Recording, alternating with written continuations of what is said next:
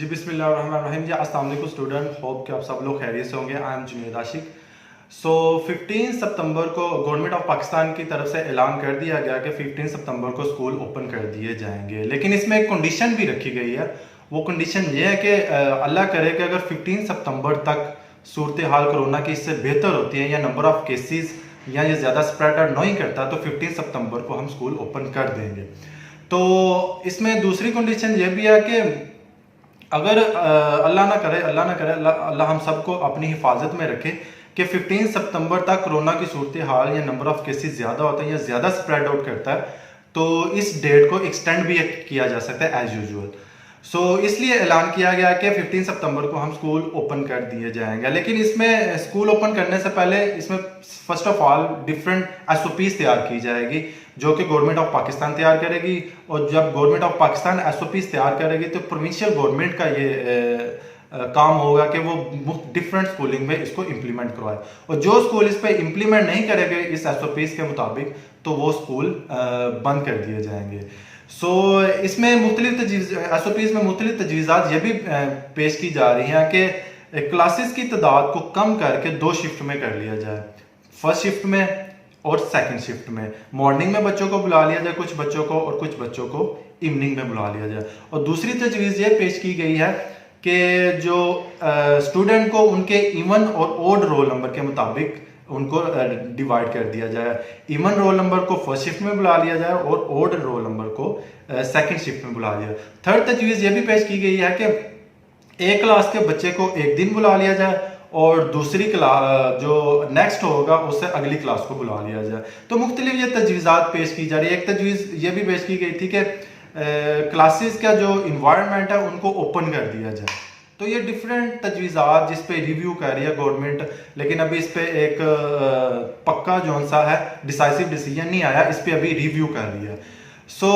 15 सितंबर को खोलने, क्योंकि जो हमारी प्रीवियस डेट थी वो थी 15 जुलाई, तो 15 जुलाई को इसलिए ओपन नहीं किया क्योंकि गवर्नमेंट ऑफ पाकिस्तान जब इनकी कॉन्फ्रेंस हो रही थी डिफरेंट सूबों के जो वज़रा थे उन्होंने आपस में बैठ के इस कॉन्फ्रेंस की, तो यही इसलिए की गई कि 31 जुलाई को तो ईद आ रही है, आगे अगस्त में चले जाएं तो 14 अगस्त और एंड ऑफ अगस्त में मुहर्रम हराम स्टार्ट हो जाएगा, तो यौम अशूरा भी आ जाओगे। इस वजह से उन्होंने इस डेट को 15 सितंबर तक एक्सटेंड कर दिया। फिर ये कंडीशन रख दी गई कि अल्लाह करे अल्लाह ताला हम सबको अपनी हिफाजत में रखे, कोरोना की सूरत हाल बेहतर होती है तो फिर 15 सितंबर को इंशाल्लाह हम स्कूल ओपन कर देंगे विद एसओपीज के मुताबिक। ये होगी स्कूलिंग की बात।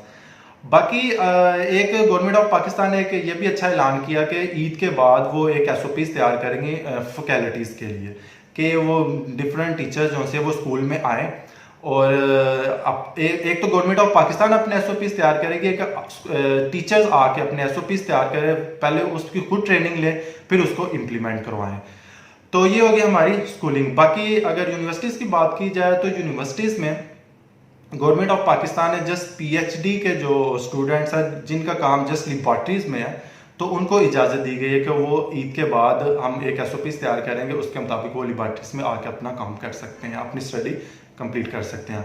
और एक गुड न्यूज़ उन लोगों के लिए है क्योंकि कोरोना की वजह से ऑनलाइन क्लासेस ज़्यादातर हो रही थी, और वो स्टूडेंट जो उस इलाके में रहते हैं जहाँ पे इंटरनेट की सहूलत इतनी अच्छी नहीं है या बहुत बैड सहूलत है या बहुत लो सर्विस है वहाँ पे, तो जो इस वजह से जो क्लासेस अटेंड नहीं कर सके ऑनलाइन उनके लिए गवर्नमेंट ऑफ पाकिस्तान ने ये ऐलान किया है कि ईद के बाद हम एक एसओपीज तैयार करेंगे और वो स्टूडेंट जो ऑनलाइन क्लासेस अटेंड नहीं कर सके वो हॉस्टल में आके अपनी यूनिवर्सिटीज़ के हॉस्टल में आके अपनी क्लासेस अटेंड कर सके। उसके लिए भी गवर्नमेंट ऑफ पाकिस्तान ने ये ऐलान किया कि एक एसओपीज ये भी बनाई है कि अगर एक हॉस्टल में 100 स्टूडेंट की स्पेस है तो इसमें मैक्सिमम 30% स्टूडेंट आके अपनी क्लासेस अटेंड कर सके। वो स्टूडेंट जो कोरोना की बैड सर्विसेज की वजह से, बहुत इंटरनेट स्लो सर्विस की वजह से अपनी क्लासेस अटेंड नहीं कर सके।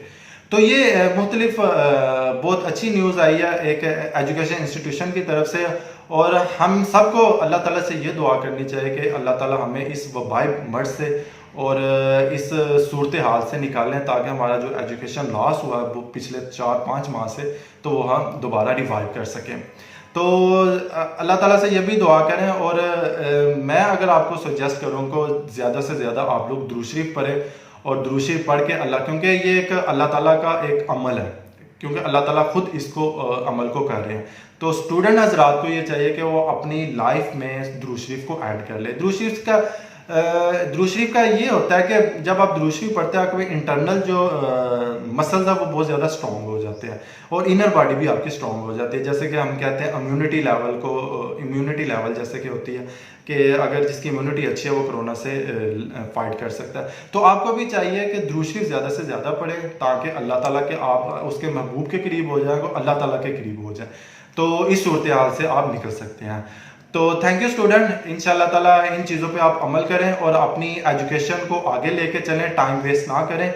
तो क्योंकि स्टेप बाय स्टेप जब आप अपने आप को फ्री रखना शुरू कर देंगे तो आपका एजुकेशन का बहुत लास्ट होगा, क्योंकि जब आफ्टर 5 मंथ आप स्कूलिंग में आएंगे, यूनिवर्सिटीज़ में, कॉलेजेस में जाएंगे, तो आपका जो माइंड है वो माउफ हो चुका होगा। तो आप अपने आप को स्टडी में इन्वॉल्व करके रखें। अगर आप निसाब की बुक्स नहीं पढ़ रहे हैं तो निसाब से हट के भी बुक्स आप रीड कर सकते हैं, डिफरेंट किस्म की, डिफरेंट स्कॉलर्स की, डिफरेंट आप मैं तो आपको सजेस्ट करूंगा आप सीरत नबी सल्लल्लाहु अलैहि वसल्लम सबसे पहले पढ़ें। जैसे आप क्योंकि हमें पता होना चाहिए कि हजूर पाक सल्लल्लाहु अलैहि वसल्लम की लाइफ के बारे में हमें एक एक चीज़ का नॉलेज होना चाहिए, क्योंकि हम तो बहुत ज़्यादा नॉलेज हासिल करते हैं डिफरेंट नॉलेजेस बुक से।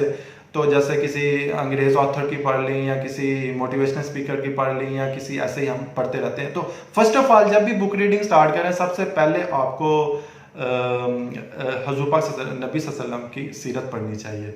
तो होप कि आप सब लोगों को ये बातें समझ आ गई होगी। तो अल्लाह हाफिज़।